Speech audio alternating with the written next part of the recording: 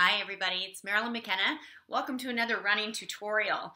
Today I want to talk about speed workouts. So before I get into this and what all of this means though, let me just go through a couple of tips and kind of why doing speed workouts is important. First off, you can do speed workouts whether you're running or walking. It really doesn't matter. If you're walking, you're just going to be walking faster. That's how you become a runner. So absolutely do it.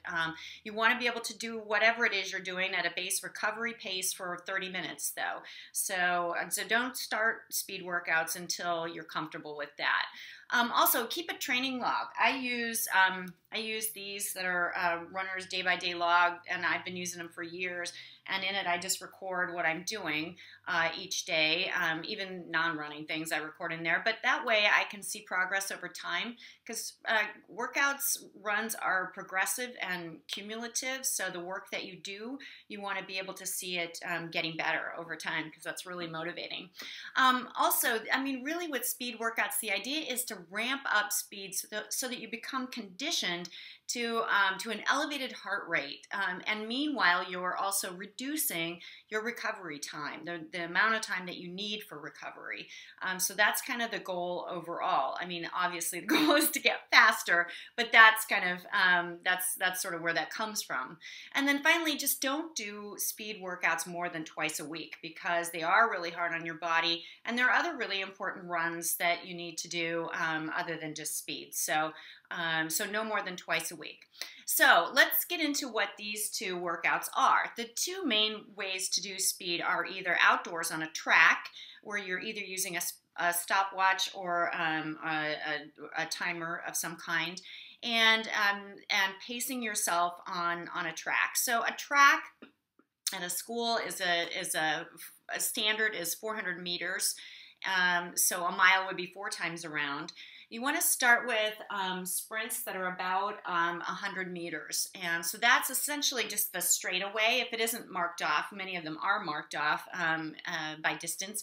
But if it isn't, the straightaway is about 100 meters. So you want to do 100 meter times 4 with 30 seconds rest in between. And that would be a basic beginner sprint. And then from there, you want to build over time to be able to do 800, so twice around at almost your top speed, so essentially 90% of your ability, but times 4 times with 3 to 4 minutes rest in between.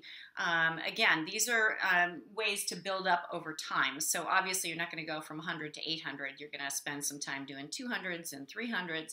And so this is a goal to build up to.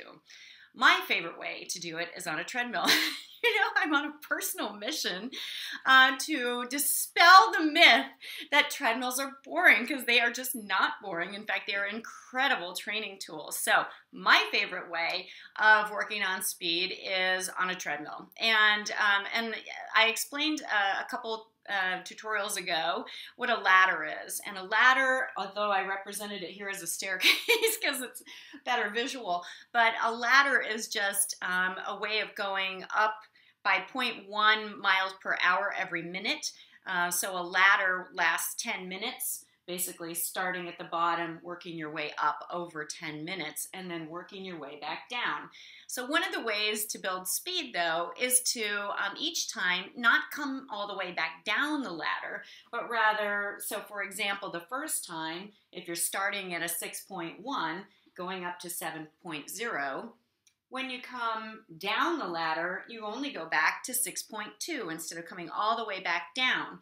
And then the next time up, you're starting at 6.2 and going all the way up to 7.1. So each time you're bumping up the top of the ladder and you're not coming all the way back down the ladder. I call it an extended ladder, which is kind of a silly name. But anyway, but the idea is pure genius, if I do say so myself. because what happens is exactly what you want to have happen in building speed. You're spending more and more time at the top of the ladder. You're becoming comfortable with the amount of exertion that it takes to stay at the top of the ladder, and you're allowing yourself less recovery time. So it really hits all the goals of a speed workout. While I was marathon training, I was doing this for 2 of my workouts a week, and I had the chance to go run a 5K, which I wasn't used to running the shorter distance. So I was able to beat my PR for a 5K just by a ton, because I had been working so much on speed, so I mean, this stuff really does work. It's awesome. It's so much fun. I hope you'll give it a try. It's one of the tools to have in your toolbox as a runner. And if you're just building from walking, holy cow, awesome way to get your walking pace faster, burn more calories. It's just a win-win. So give it a try. Thanks, everybody.